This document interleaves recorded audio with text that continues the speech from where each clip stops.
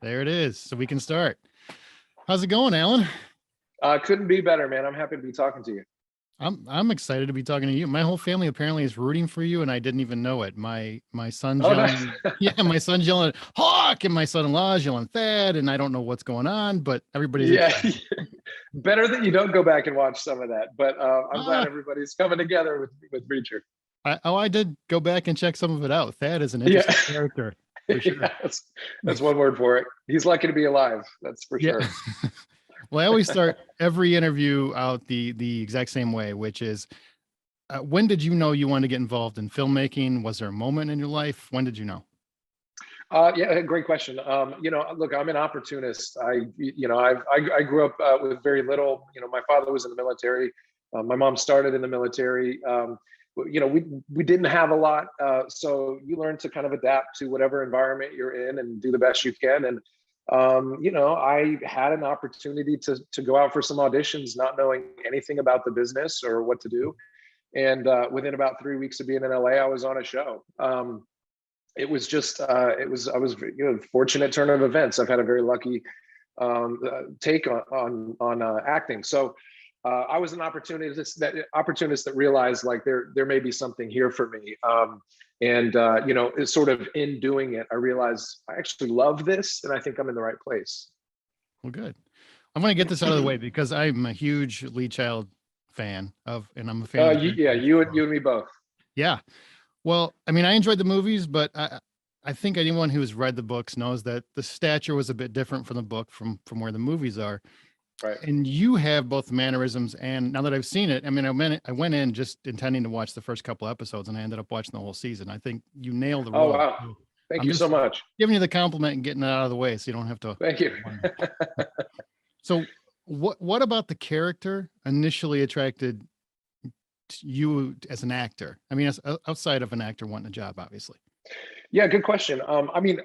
Beside the fact that I also am a Lee Child fan, I mean, I read not just all the books, but all the, short stories and novellas that he Oh wrote as yeah. well around this character. I mean, there's nothing of his that I haven't read. I am a fan of his mind. Now that I've met him, I mean, I'm an even bigger fan. He's incredibly gracious and humble, and makes himself available. He's really truly he's an incredible guy. But the intellect that he has, he sort of lives vicariously through Reacher in a way, but we're the beneficiary of his intelligence. I love that aspect of this. I mean, Reacher is a smart guy, but when you pay attention and sort of read between the lines, there are like laugh out loud moments in this. Mhm. I think Reacher is a funny guy, unexpectedly funny. I sort of expected this one-hander, this action guy, action star that's a little like the guys that we grew up with in the 80s and 90s. But I think he's unique in that way, where there's a sense of humor to this, and I really wanted to find that. Yeah, it's not cheeky at all. You don't play it cheeky at all, which is a compliment. Because you could easily go that way. You could lean into it too much.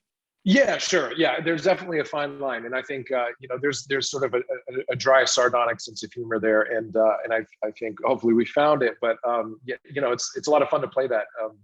As opposed to like some of the real physical comedy that I've done in the past. Wanted to stay away from that and honor that kind of stoic nature to who he is. But yeah, I think you're right. It's a different kind of humor, but it's still there. Yeah. Were there any attributes to Reacher that came a little bit more naturally to you than you initially thought would be the case, or more difficult? I mean, either way.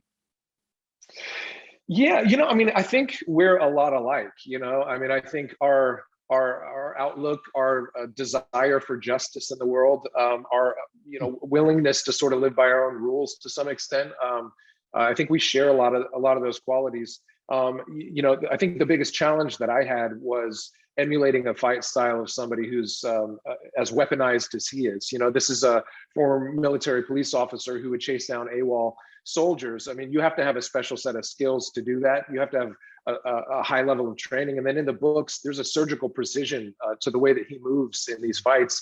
I played a lot of that stuff in the past, but it's always sort of this brawler kind of style, either MMA or, just ground and pound. And we needed to really walk back and break down my fighting style. Buster Reeves, the stunt coordinator and fight designer for this, did an amazing job, but had to learn how to move in a way that I haven't before, and it took a few months to get there. So it was not that was the toughest thing to adapt to. I'm glad you bring that up because the fights are absolutely brutal, which is Thanks. that's what you want from Jack Reacher. You know, you don't Absolutely, want, yeah, absolutely. you don't want to go soft. Was that specifically because there's a lot of interactions in the show that I feel, I mean, I've seen a ton of stunt work over the years, and obviously whenever it's very, very close to where I wonder if that was a hit. I mean, it just feels like you guys choreographed it down to the minute detail. And I want to know like how complicated and how much rehearsal goes into that for a show like this. Right. Yeah. Well, thank you. I think that's a testament not just to me, but to the stunt guys that we were working with, because they were absolutely savage. And I've worked on some where everybody's more concerned with like, I just don't want to get hurt here. Let me just get in and get out. That was not at all the case for this. These stunt guys were the hardest hitting guys I've worked with. In fact, a good example, there's an iconic prison fight in the pilot episode, and that, which is in the book as well. And it's brutal. And we really wanted to capture that. And we spent a couple months preparing for that fight. There's this one hit where a stuntman gets his face smashed into a steel sink in this prison, and of course, my training tells me like I know where to pull back so he doesn't really get hurt and he doesn't really hit the thing. And the guy told me before we got started, he said, "Smash my face into the sink," and I was like, whoa, like I'm not doing it. If you want to keep going, like that's up to you, but please don't hurt yourself. And he's like, "No, we're doing this." He threw his face into the sink every time and looked like the Elephant Man by the end of the day. And most stunt guys aren't willing to do that. There's another guy that took a thumb to the eye, and I thought I was going to poke the back of his brain. I mean, it's like these guys would push into the things that I was doing, sacrificing themselves for the good of this show. And I think the audience is going to be the beneficiary of that. But yeah, it was savage. Nobody got, severely injured, but these were brutal fights, and there was a lot of contact, and it's what they wanted. And again, it's that's them. That's to their credit. Yeah, I don't think enough people know how much goes into just a fight scene that's 3 minutes on screen. I mean, it can take a week, Yeah. 2 weweeks, something along those lines. Yeah, absolutely. It can be exhausting, and some of those fights we have to shoot from so many angles, so many times that we're in there for 10 hours and everybody's exhausted. And when those cameras roll, you got to suck it up from somewhere and go just as hard as you did the first time. And it can be tough on the body and tough on the team. But again, credit to everybody there. It was 100% every time. The books are phenomenally successful, and the movies I think opened up even more people to the concept of Jack Reacher as a character. True. What are the advantages, in your opinion, to telling the story over 8 episodes versus a movie? Look, we are the beneficiary of the times. I mean, back when the features were being made, streaming wasn't really thought of the way that it is now.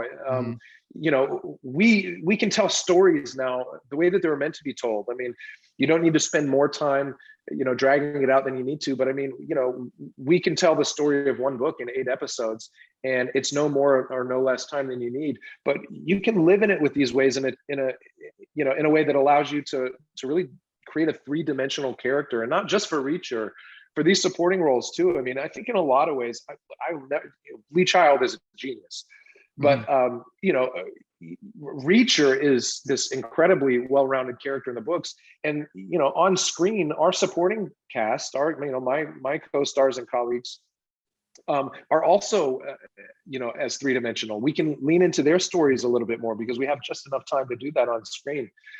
So we benefit from telling this story in the medium that we're in now in a way that we didn't have the opportunity to do it 10, 15 years ago. So yeah, I think the audiences will appreciate that.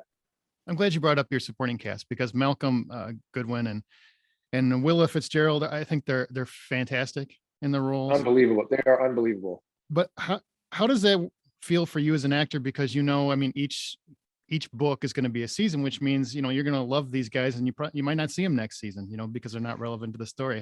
Does that make it more exciting for you? I mean, obviously it's disappointing because you missed the camaraderie, but as an actor, how does that feel? That's amazing. It's a good question, because I mean, to be fair, like, a lot of times, when you're on a project, there's 1-2 people Mhm. you're like, oh man, these, I'm working with a diva here. Like, we're gonna have to do this for 4 or 5 years. And that honestly, your first, we tend to be sort of worst case scenario people, and so your mind goes there, and you're like, well, this is great because it's sort of an anthology in that nature. And if there's a diva, I won't have to deal with them hopefully again. That was absolutely not the case. There was not one person on this show that I wouldn't want to work with every day, that I wouldn't feel lucky to be working with. And the real difficulty here is not it's not so much for me. It's the fact that I don't know how anybody that comes after Willa Fitzgerald and Malcolm Goodwin best the love that the audience is going to have for their characters. They set the bar so impossibly high for anybody that comes after them. I do not envy the actors that we'll be working with in the future. They're really incredible. The chemistry was instantaneous. The fire that they brought to each role was unforgettable, and the connections that were made that the camera benefited from. I mean, just it was authentic, So I'm really heartbroken to think that I may not be working with these guys again for a while. Well, I need to let you go. I appreciate all your time. I do want to ask, like, just as a quick thought, season 2 happens, it better happen. It better happen. Is It there a better partic- happen. is there a particular book that you would, even though keep your whatever you know out of it? Is there a particular book you'd love to see? Maybe I next think year.